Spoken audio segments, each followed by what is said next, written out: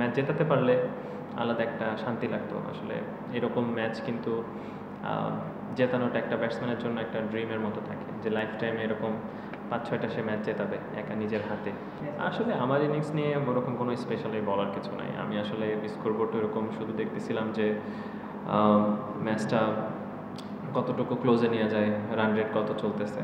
আমার ব্যাটিংয়ে আসলে শুধু মনে করছি যে উইকেটে থাকতে থাকি এবং বল অনুযায়ী ব্যাটিং করতে থাকি, যা আমি পারি ততটুকু এক্সিকিউশন করতে থাকি, কাকে মারা যায় কী করা যায় এসব নিয়ে আসলে আমার ব্যাটিং নিয়ে আসলে প্রথমে একটা আফিফের হাতে একটা ক্যাচ ছিল, 6-7 রানে আউট হয়ে যেতে পারতাম। সো আল্লাহ তালা দিয়েছে বিধায় আসলে একটা বড় রান হয়েছে।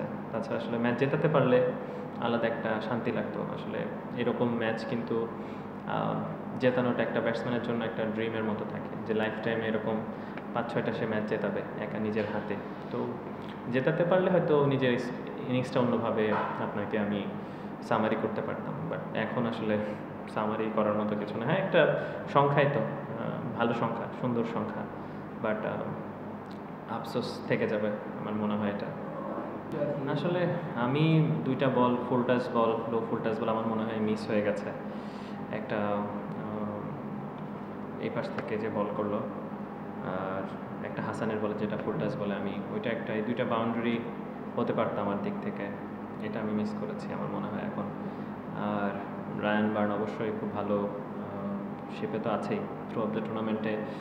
আমার মনে হয় এবার বিপিএলে Khushdil Shah, Ryan Burn one of the best foreigner মানে পারফর্ম করতেছে। তো আমার মনে হচ্ছে যে ও থাকলে অবশ্যই একটা চান্স তো ছিলই।